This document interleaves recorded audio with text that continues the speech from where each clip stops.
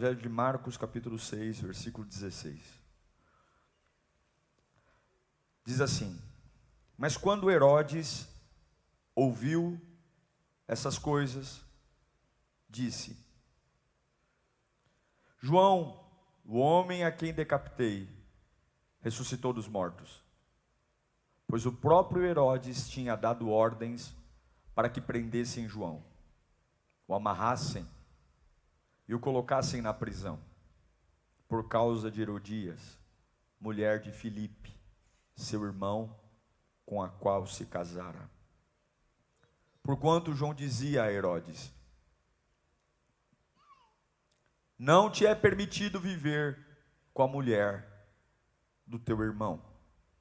Assim, Herodias o odiava e queria matá-lo, mas não podia fazê-lo, porque Herodes temia João e o protegia, sabendo que ele era um homem justo e santo. Quando o ouvia, ficava perplexo, mas assim gostava de ouvi-lo.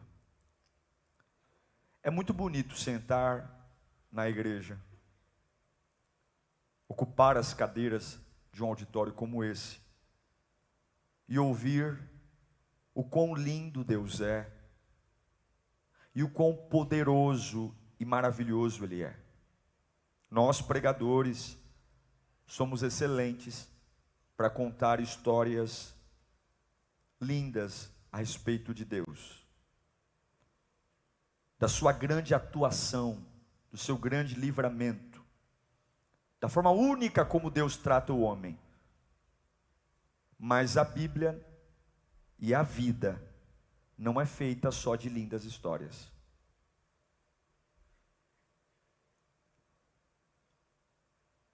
E é sobre isso que a gente vai falar aqui hoje. Nem sempre os finais são bonitos. São mensagens que normalmente nós não gostamos de ouvir. Mas onde está Deus quando os meus finais não são bonitos?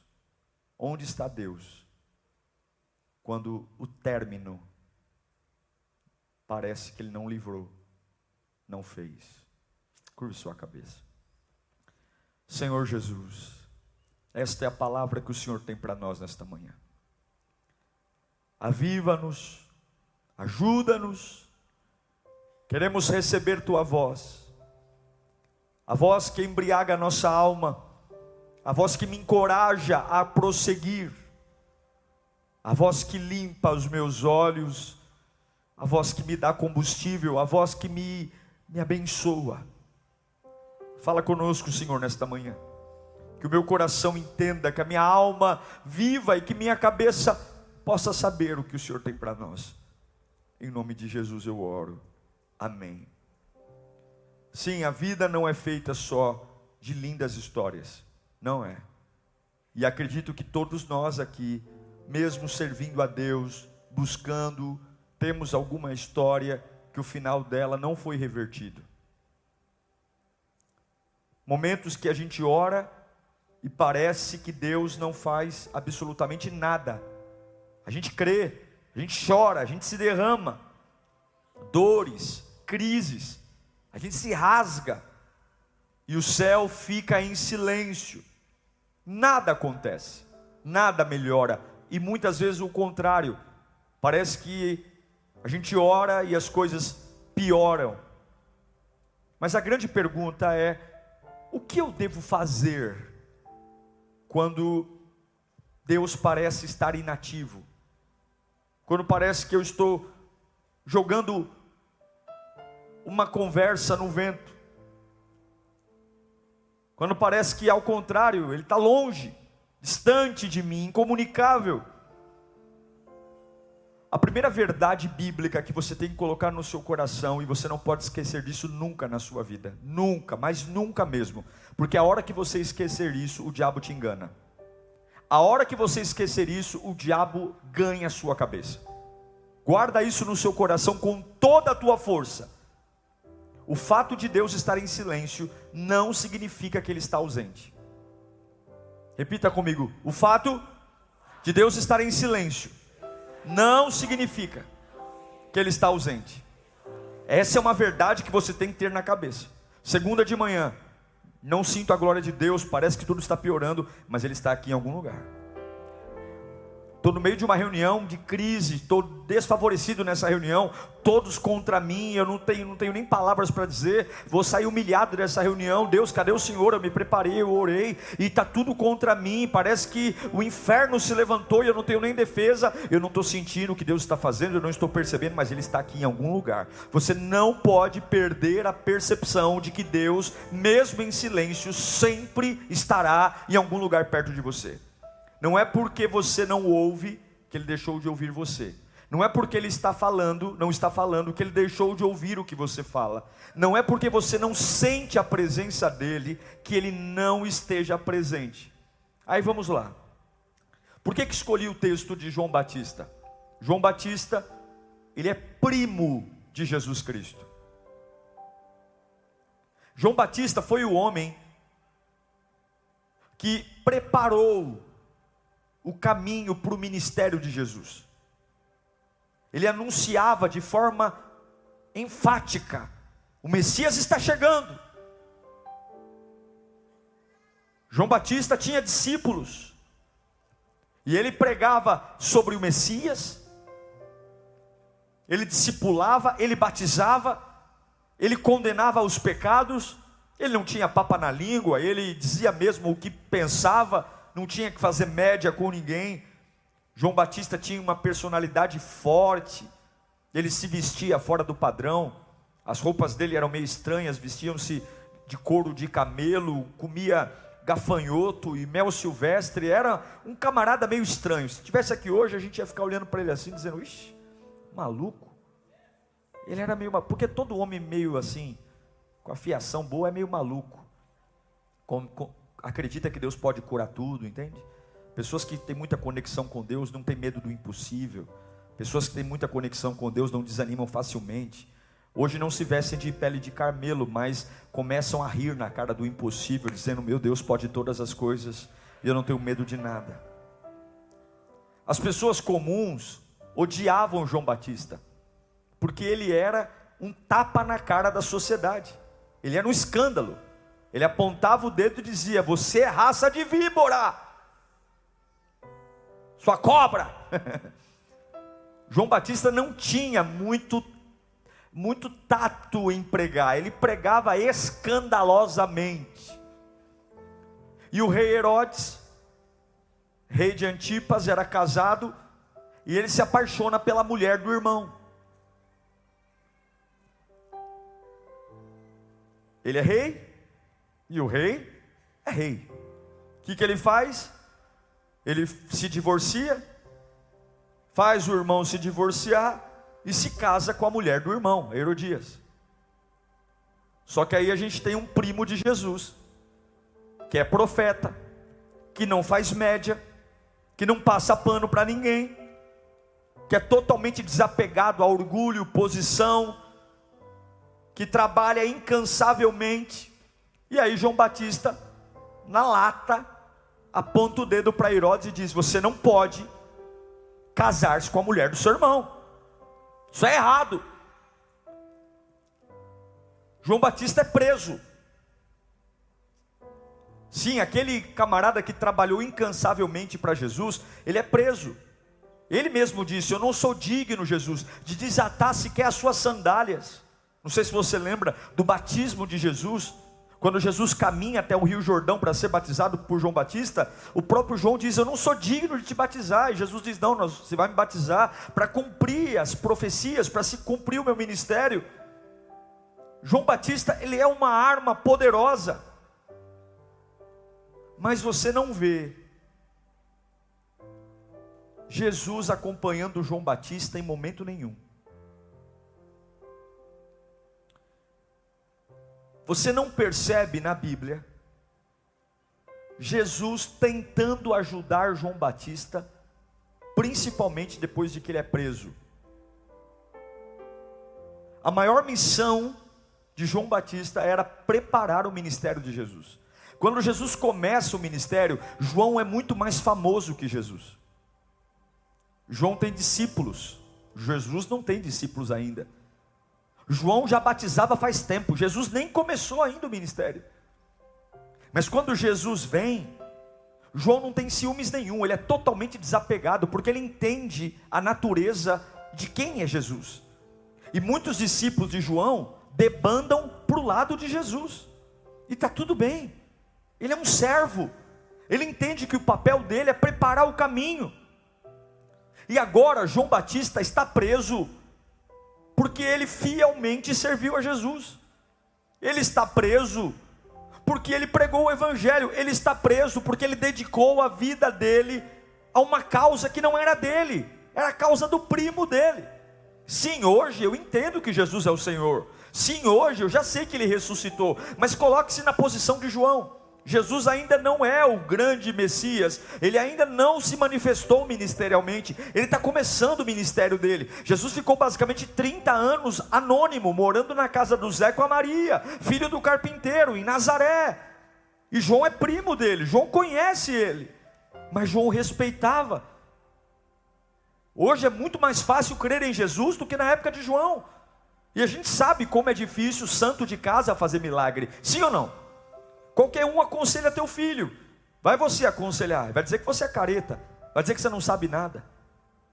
Qualquer um dá conselho para tua mulher e para o teu marido, vai você que mora junto dar conselho. Porque quando a gente mora junto, a gente conhece as pessoas com muita intimidade. João conhecia Jesus, e ele não tem ego, ele não tem raiva, ele não tem ciúme da posição dele. Ele estende um tapete vermelho dizendo: vai Jesus, faz teu ministério, salva-nos. E ele vai preso. Irmãos, Jesus não fez nada para tirá-lo da prisão. Jesus sequer foi visitá-lo na prisão. E isso inicialmente não faz muito sentido. Porque olhe pelo ângulo de João. Eu faço o caminho para ele, eu preparo o ministério dele, eu sou a sombra dele, eu não tenho problema em me anular para ele brilhar, eu não tenho problema em ser colocado de lado, mesmo começando primeiro, para o meu primo aparecer. Seria muito razoável ele vir aqui agora, me tirar da prisão. Paulo e Silas não foram resgatados de uma prisão com um terremoto? Pedro não foi resgatado de uma prisão com um anjo indo até a cela, tirando ele de lá? Por que Jesus com seus poderes não vem até a mim e me tira daqui? Vou fazer uma pergunta para você aqui. Quantos acham que a fé de João Batista se abalou porque Jesus não fez nada para tirá-lo da prisão? Quantos acham? Quantos acham que ele não se abalou? Sabe qual é a minha opinião? Eu me abstenho. Eu não sei. Eu não sei. Eu não tenho a mínima ideia do que ele sentiu. Eu não tenho a mínima ideia. Eu só sei que aqui existe uma questão humana. A questão de alguém que pode servir a Deus, alguém que pode entregar sua vida a Deus, e ainda assim Deus não tirar você dos lugares que aparentemente seria justo ele tirar. E isso é um choque para nós, é um choque para a nossa vida, porque nesse momento as dúvidas começam a pairar. Será que valeu a pena? Será que foi legal? Será que eu fiz o certo? Será que realmente ele é tudo o que diz? Será? Olha para mim, vamos ler Mateus 11, 2 e 3. João estava preso. João, ao ouvir, onde ele ouviu? João, ao ouvir na prisão o que Cristo estava fazendo, enviou seus discípulos para lhe perguntar. João está meio assim: és tu aquele que haveria de vir, ou devemos esperar outro? O que é isso aqui? Deixa aí o texto. Para mim, isso aqui parece uma dúvida. Sim ou não? Porque enquanto ele estava livre, Ele dizia: esse é o Messias, eu não sou digno de te batizar, eu não sou digno de desatar a sandália dos teus pés, mas agora que eu estou preso, o pessoal vai lá perguntar, para ver se ele realmente é o que ele diz que é. Pergunta se ele realmente é o Messias, se ele realmente vai vir ou vai ter outro. Por quê? Porque agora, aparentemente, eu não estou sendo socorrido, eu estou numa prisão e ele não está vindo. A dúvida começa a entrar, e os discípulos vão encontrar Jesus e perguntam para ele. Vamos ler lá Mateus 11:4.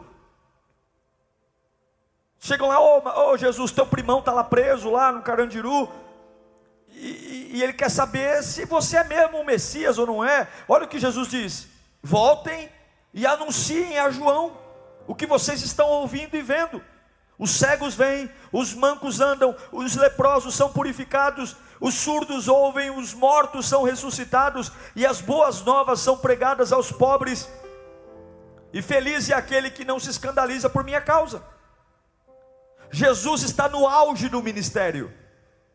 Jesus se tornou o bambambam, o mais popular de todos. É milagre pipocando para todo lado, é cura, libertação. E a resposta que Jesus manda de volta para o primo que está preso é: está tudo uma bênção aqui, está maravilhoso, mas não contém uma palavra sequer sobre libertá-lo. Não tem uma palavra sequer sobre eu vou aí, eu vou tirá-lo daí. Jesus diz: está tudo bem, curando, libertando, santificando, ressuscitando, mas para João ele não fala nada. Para o futuro de João não tem nada. Não tem nenhum consolo para o primo.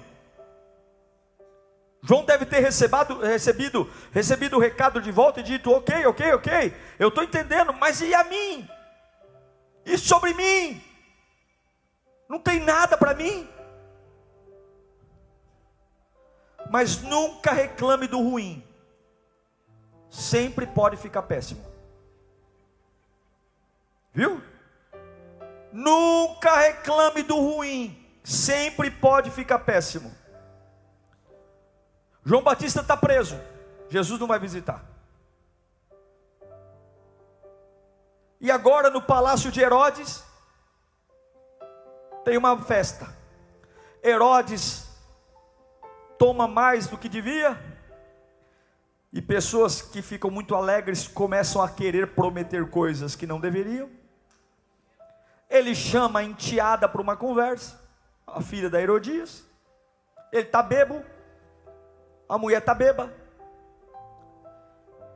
e ele chega para a enteada e fala: me pede o que você quiser que eu te dou. A menina, a enteada, não sabe muito o que pedir, corre para o quarto, vai falar com a mãe: mãe, que foi, minha filha? Você não sabe o que aconteceu, Herodes falou para eu pedir qualquer coisa. E a Herodias tinha uma raiva, um ódio de João Batista. Ele já estava preso, porque João condenou o casamento dela. E aí a Herodias fala para a filha: vai lá, filha, vai para Herodes e fala que você quer a cabeça do João Batista numa bandeja.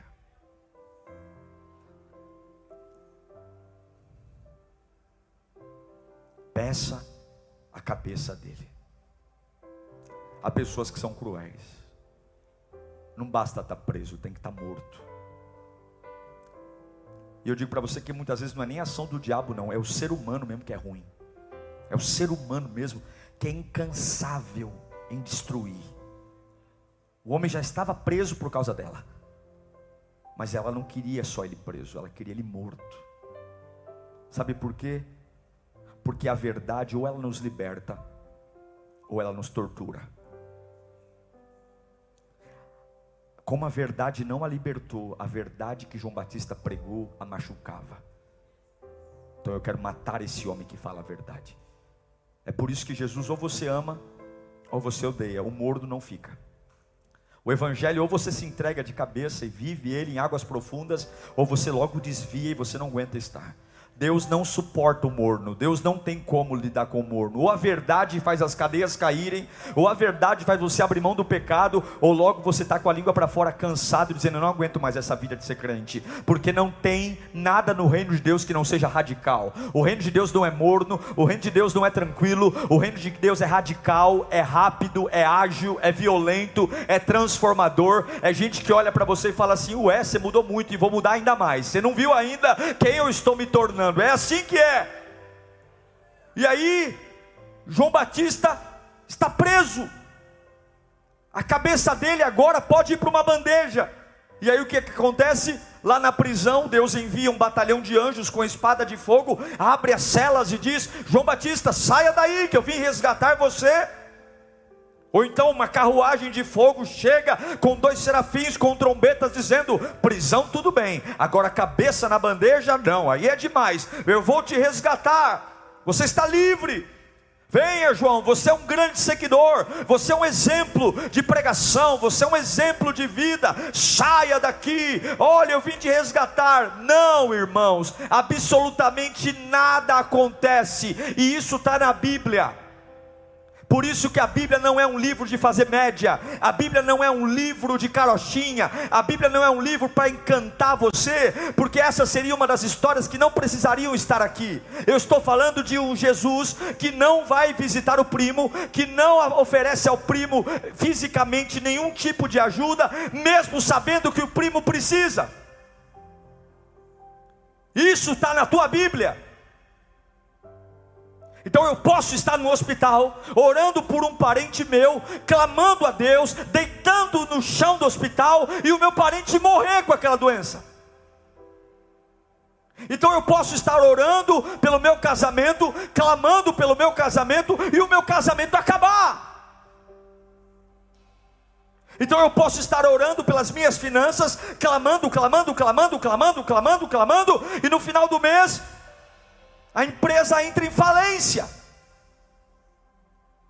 É isso que a religião não entende.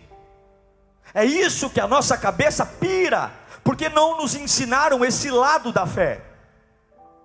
Ninguém prega isso. Ninguém fala sobre isso. Porque nós não gostamos de escadas, plataformas de lançamento. Nós amamos promessas. Nós amamos subir, melhores casas, melhores carros, melhores casamentos, melhores namorados, melhores, subir, e na vida de João Batista, não tem subida nenhuma. Mas a pergunta que existe é: o cristianismo existe para fazer a minha vida melhor? O cristianismo existe para fazer a minha vida melhor? Eu quero ler para você. Marcos 6, 22.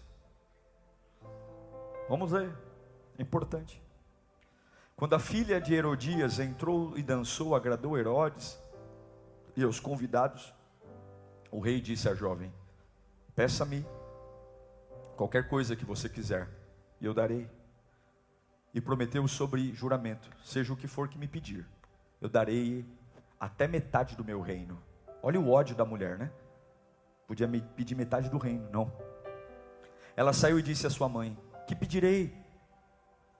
Nem pensou: a cabeça de João Batista, respondeu ela. Imediatamente a jovem apressou-se em apresentar-se ao rei com o pedido e disse: desejo que me des agora mesmo a cabeça de João Batista num prato. O rei ficou aflito, mas por causa do seu juramento e dos convidados, não quis negar o pedido à jovem. Enviou, pois, imediatamente um carrasco com ordens para trazer a cabeça de João. O homem foi, decapitou João na prisão. Não tem beleza, não tem encantamento. Tem um carrasco entrando dentro de uma cela, colocando a cabeça de um homem sobre uma pedra, descendo o seu machado e levando a cabeça de um seguidor de Jesus, até um ímpio pagão, para cumprir o capricho de uma mulher odiosa. Eu confesso, irmãos, não é o final mais bonito que eu gostaria que João tivesse. Não é o final mais bonito, porque depois de tudo que ele viveu, da coragem que ele teve, da forma arrojada que ele pregou, da forma intensa que ele foi, principalmente como ele foi fiel a Jesus, não vejo sentido. Mas aqui que está o segredo. Quando os meus finais não são bonitos, quando não bate com o projeto humano, eu preciso entender que o reino de Deus não faz sentido para nós quando nós deixamos de olhar pelos olhos devidos. O que é sucesso? O que é vitória? O que é realização? O que eu faço quando Deus está em silêncio? O que eu faço quando parece que nada está acontecendo? O que eu faço quando eu estou preso e as notícias são piores? Já tem um problema numa área e o diabo e a vida não dá trégua. E a gente começa a dizer, eu não aguento, porque é uma bomba atrás da outra. É uma situação atrás da outra. Agora a pergunta é, o que é mais importante? O que eu sinto ou concluir um propósito? O que é mais importante? Provérbios 19:21 diz que muitos são os planos do coração do homem. Muitos. Mas o que prevalece? O que prevalece? Eu tenho vontades, eu tenho desejos, e Deus nunca impediu a gente de sonhar, mas Ele deixa claro na sua palavra que o que vai prevalecer não é o que você quer. E o problema é que quando não acontece o que nós queremos, nós damos o nome de tragédia, nós damos o nome de infidelidade de Deus, nós damos o nome de desprezo de Deus. Mas a Bíblia nunca disse que a tua vida estaria pautada naquilo que você quer. Oh meu Deus do céu, a gente entra na piscina do batismo para morrer. O Evangelho não começa com vida, começa com morte. É uma pessoa consciente que diz, Jesus é o Senhor da minha vida, e eu agora vou viver os sonhos dele, o plano dele, a vontade dele, e ele agora será o meu condutor. Eu entro nessa piscina, eu estou morrendo para a velha vida. É isso é Evangelho. O Evangelho não se vive antes de morrer, não se sobe antes de descer. Mas qual é o problema? Nós passamos pelas águas do batismo, nós viemos à igreja, mas nós temos debaixo do braço a cartilha de que os meus planos, as minhas vontades, elas são as vontades de Deus para mim. E Deus manda eu te dizer hoje, você está em crise existencial, porque você fez do seu plano o meu plano. Mas o meu plano para você nunca foi o seu plano. Se combinar, glória a Deus. Se não combinar, confie no que eu estou fazendo. Escute, você não pode avaliar a bondade de Deus pelas circunstâncias que você passa. Você não pode avaliar as bondades de Deus pelas portas que se abrem. Você não pode avaliar a bondade de Deus pelos milagres que acontecem. Deus é bom e basta. Deus é bom e basta. Eu não preciso que Ele faça o que eu quero para dizer que Ele é bom. Eu não preciso que Ele faça o que eu sonho para dizer que Ele é bom. Eu não preciso que o deslanche da minha vida seja de acordo com o meu propósito. E se você está orando para Deus fazer o que você quer, você faz de Deus o seu servo e de você mesmo o seu próprio Deus. Deus é bom, isto basta. O homem tem vários planos. Eu tenho vontade de casar, de namorar, de viajar, de trocar de casa, mas eu não posso esquecer que o que salva a minha vida não é o meu plano, é o plano de Deus. Então, ao invés de você avaliar a bondade de Deus pelas circunstâncias, agradeça a Deus, porque Ele simplesmente é bom, mesmo no alto da montanha ou no mais profundo vale.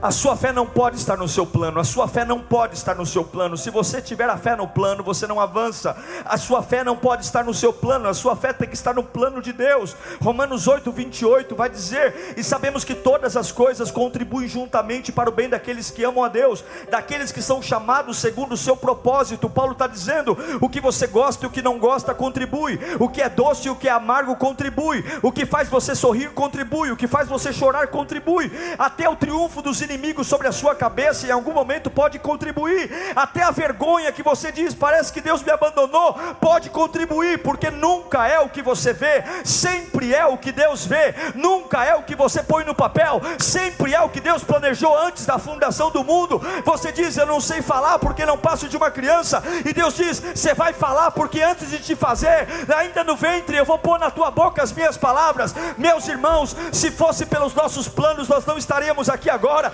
Se fosse pela nossa cabeça, nós já teríamos morrido. Mesmo sem perceber, você está aqui hoje porque o plano de Deus te empurrou para cá. Eu não sei para que eu estou pregando, mas em nome de Jesus, o final nunca é triste quando eu entendo que Deus é bom. O final nunca é triste quando eu entendo que Deus é bom. O final nunca é triste quando eu entendo que Deus é bom. Morreu, eu vou chorar, eu vou sentir, mas eu vou fechar o caixão dizendo, Deus é bom.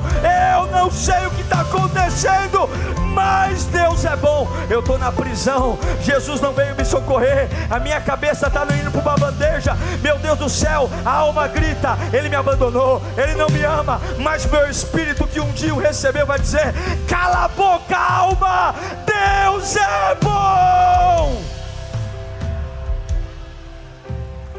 Deus é bom. Eu não entendo o plano, mas eu confio no propósito. Fala comigo, eu não entendo o plano, mas eu confio no propósito. Levanta a mão bem alto e fala, eu não entendo o plano, mas eu confio no propósito. Fala mais alto, eu não entendo o plano, mas eu confio no propósito. Você não precisa entender, você tem que confiar. Você não precisa entender, você tem que confiar. Quando faltam recursos financeiros, quando as contas começam a vencer, quando parece que não vai dar certo, quando a crise bate a porta, quando você ouve o seu coração dizendo coisas que você não deveria ouvir, quando as pessoas começam a te desprezar, quando simplesmente você se sente pequeno, você tem que confiar plenamente no projeto e não ligar para o seu plano. O seu plano não faz sentido, o seu plano é finito, o seu plano é pequeno, o seu plano é falho, o seu plano, por quê? Porque você precisa entender que nem sempre você vai gostar do plano de Deus. Nem sempre o plano de Deus vai fazer você subir, mas você tem que confiar no caráter, na bondade de Deus. Sabe por quê? Porque Herodes muda de opinião, Herodias muda de opinião, eu mudo de opinião, você muda de opinião, mas aquele que você serve não muda de opinião. Ele é bom ontem, Ele é bom hoje, Ele é bom amanhã. É a bondade de Deus, não se altera. Eu desconfio de quem muda, eu desconfio de quem gosta e outro dia odeia, eu desconfio de quem um dia elogia e outro dia fala mal. O meu Deus não tem o caráter alterado, o meu Deus não muda de ideia, o meu Deus é bom na sua natureza. Não há nada que eu faça que mude a vontade de Deus. Tem pessoas que não gostam mais de mim pelo que eu fiz, tem pessoas que não gostam mais de você pelo que você fez, porque nós não conseguimos cumprir nossas promessas, nós não conseguimos ser honestos sempre, nós nem sempre conseguimos cumprir a nossa palavra, mas o meu Deus não muda. Eu não quero que você saia desse culto dizendo que Deus é carrasco, mas eu quero que você vá para sua casa declarando hoje, eu não entendo o plano, mas eu confio no projeto de Deus, e Deus é bom. Confie que Deus sempre é bom, Ele sempre é bom. Diga para o seu coração que Ele é bom, diga para a sua cabeça que Ele é bom, diga para a sua alma que Ele é bom. Confie no caráter, na bondade de Deus, muito mais do que nos seus gostos, muito mais do que nos seus desejos, muito mais. O próprio Jesus, vivendo um dos momentos mais difíceis, o coração dele clamou por um alívio. Você sabe disso? Ele fala lá em Marcos 14:36, Abba Pai, tudo te é possível, afasta de mim o cálice, contudo não seja o que eu quero, mas seja o que tu queres. Você ficou com dó de João Batista, que não foi visitado na prisão, mas João Batista era tão pecador como eu e você. E o próprio Deus, que nunca pecou, que nunca fez mal a ninguém, que agora está numa cruz e diz, Pai, eu não estou gostando do que está acontecendo, eu não estou gostando de como as pessoas que eu vim salvar estão me tratando. Deus, eu não estou gostando desse plano, machuca muito, está doendo demais, eu estou carregando culpas de coisas que eu nunca fiz. Eu estou sentindo o que um estuprador faz, eu estou sentindo o que um pedófilo sente, eu estou sentindo a culpa de um assassinato, sendo que eu nunca fiz mal a ninguém. Se for possível, afasta o cálice, mas que seja feita vontade. Deus, eu não estou gostando do plano, mas eu vou ficar firme no propósito. Não é a minha vontade ser espancado, não é a minha vontade, mas se é a tua vontade que eu seja humilhado, se é a tua vontade que eu passe por isso, se é a tua vontade, Senhor, que seja feita a tua vontade então. E a Bíblia diz em Marcos 15:3, que na hora nona, Jesus exclamou em alta voz: Eloi, Eloi, lama sabachthani. Nunca reclame do ruim, sempre pode ficar pior. Deus meu Deus, por que me abandonaste? Por que há um silêncio sepulcral à minha volta? Por que o Senhor não fala comigo, Pai? Por que o Senhor não olha para mim? Nunca! Isso aconteceu antes. Você está com dó de João Batista? Mas João Batista é tão miserável e pecador como eu e você. Mas agora o Filho de Deus, o próprio Deus, em sua humanidade, está com um conflito enorme, porque pela primeira vez ele vê o Pai distante. O Pai se cala diante da cruz, mas não é porque o Pai odeia o Filho, não é por desprezo, mas sabe por quê? Porque Jesus não precisava nesse momento de um afago, de um carinho, de piedade, de toalha, de água fresca para beber. Jesus precisava cumprir o plano. Jesus tinha que cumprir o plano. Tem hora que você está querendo carinho, você está querendo cafuné, você está querendo abraço, você está querendo colinho, e Deus fala: eu não vou falar com você, porque clamas a mim, diga ao povo que marche. Você vai ser abençoado quando você cumprir o plano, quando você passar na prova. Eu não vou aliviar para você, porque eu tenho pressa que você cumpra o chamado. Deus Pai está em silêncio porque não tem o que falar com você, meu filho. Você tem que morrer. Eu não tenho que falar nada para você. Você tem que morrer, porque sem morrer você não ressuscita. E hoje toda a humanidade prova da libertação, não da aguinha que Jesus recebeu na cruz, não do cafuné, não das palavras de adocicadas do Pai, mas do silêncio que Ele provou na cruz e da morte. E no domingo pela manhã Ele ressuscitou, e hoje eu e você podemos andar com a cabeça erguida, dizendo: nenhuma condenação há para os que estão em Cristo Jesus. Não é porque Deus está em silêncio que Ele está longe. Não é porque você não está entendendo que Ele está longe. E eu quero encerrar dizendo que por mais absurdo que seja, por mais incompreensível que seja, continue confiando no caráter e na bondade de Deus. Deus não parou de ser Deus. Deus não para de realizar o que planejou. Mas os propósitos de Deus gritam dentro de mim: para quê? Para quê? Para quê? Você sabe quem foi João Batista? Jesus não vai visitá-lo na prisão, mas Jesus fala dele. Mateus 11:11. Digo a verdade a vocês: do meio dos nascidos de mulher não surgiu ninguém maior que quem? Que João Batista. Todavia no reino de Deus ele é o menor. O menor no reino de Deus é maior do que ele, porque ele foi servo.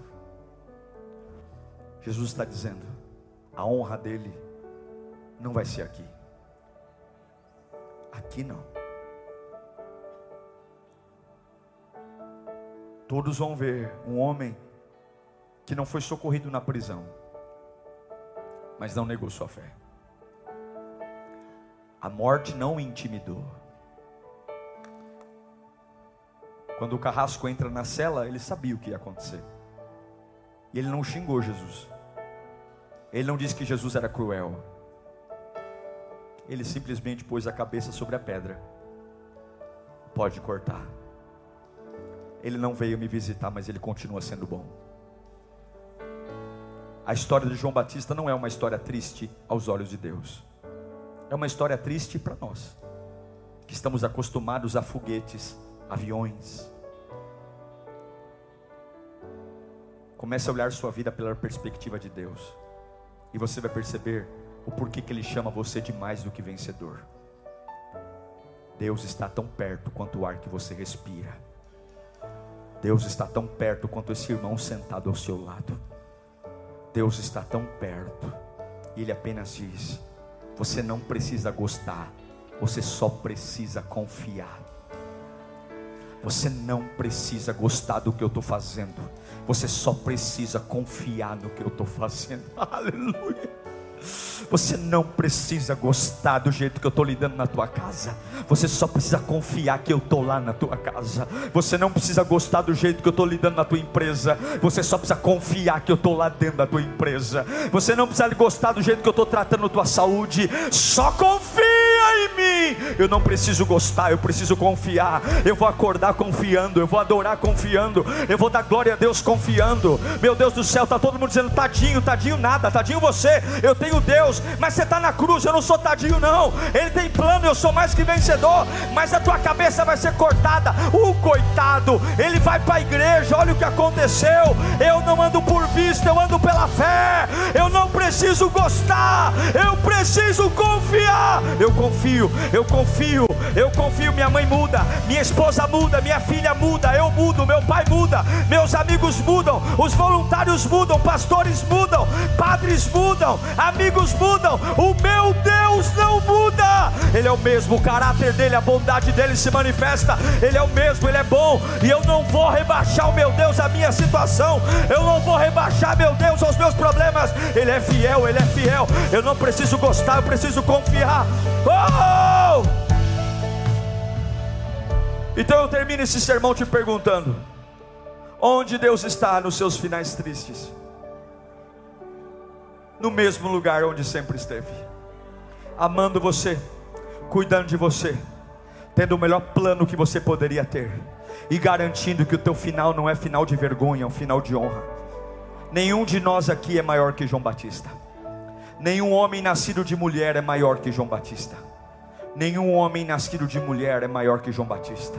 Você lembra de Abraão? João Batista é maior do que ele. Você lembra de Moisés? João Batista é maior do que ele. Você lembra do apóstolo Paulo? João Batista é maior do que ele. Qualquer pessoa, João Batista é maior do que ele. E quando nós chegarmos no céu, haverá um galardão especial para João Batista. E se você não for honrado nesta terra, Deus te honrará no céu. Só sei de uma coisa: a bondade, a misericórdia e a justiça de Deus nunca faltarão a você. Deus é bom e acabou. Feche os seus olhos. Fala comigo: eu não preciso gostar, eu preciso confiar. Uma igreja que gosta é imatura. Uma igreja que confia é madura. Uma igreja que gosta vive de evento. Uma igreja que gosta vive atrás de pregador de promessa. Uma igreja que gosta vive atrás de notícia boa. Uma igreja que confia apenas caminha adorando. Se eu estiver no vale da sombra da morte, está tudo bem, Ele está comigo. Se eu estiver numa guerra, 1000 cairão ao meu lado, 10.000 à minha direita, eu não vou ser atingido. O Senhor é meu pastor, nada me faltará. Eu não preciso de dinheiro, eu preciso de Jesus. Eu preciso de Jesus. Ele não muda. Vai falando para você mesmo: eu não preciso gostar, eu preciso confiar. Vai falando para os seus medos: eu não preciso gostar, eu preciso confiar. Vai falando para a sua incredulidade: eu não preciso gostar, eu preciso confiar. Se você puder falando, dando glória ao nome de Jesus, Deus vai falar com você agora de forma pessoal. Deus vai falar com você agora de forma específica. Deus vai falar com você agora de forma específica. O Espírito Santo vai se apoderar de você agora. Você vai sentir uma confiança que há anos você não sentia. Você vai sentir uma paz tão grande. Deixa Herodias tramar, deixa Herodias tramar, deixa Herodias tramar, não tem problema não, Deus tem controle, fica tranquilo. Mas o carrasco chegou, fica tranquilo, mas piorou, fica de boa. Deus tem planos para você. Tem hora que Deus não vai falar nada porque não tem nada a ser dito. Tem hora que Deus não vai falar nada porque não tem nada para ser falado. Você só tem que continuar. Você quer conversar quando você tem que continuar. Você quer bater papo, Deus não tem papo para bater com você. Vai andando, filho. Eu não tenho nada para te dizer, continua. Eu já te disse que cuidaria de ti. Eu já te disse que sustentaria você. Eu já te disse que proveria o recurso. Não tenho nada para te falar, anda. não tenho nada. Quem faz isso são os homens que manipulam, os homens que mentem, os homens que não cumprem suas palavras. Eu sou Deus, e eu não volto atrás daquilo que te disse. Não tenho nada a te dizer, não tenho nada para te falar. Anda, anda, anda, anda, anda, anda, anda, anda, anda. Segunda, anda. Terça, anda. Deu certo, anda. Deu errado, anda. A porta fechou, anda. O exame piorou, anda. Não abandonaram você, anda. Abraçaram você, anda. Deu errado, anda, anda, anda, anda. Estou sentindo raiva, anda. Estou sentindo felicidade, anda. Estou sentindo vontade de morrer, anda. Anda, não tenho nada para te dizer, só anda. Anda, porque eu sei o que vou fazer com você. Vai dando glória em nome de Jesus, até tua alma entender. Vai dando glória, fecha os olhos. Vai dando glória, glória, glória, até a tua alma entender que está tudo bem. Vai dando glória, vai sossegando tua alma. Vai sossegando tua alma. Vai sossegando tua alma. Essa história é triste para você, para Deus não. Essa história pode ser triste para as pessoas, para Deus não. Para Deus não.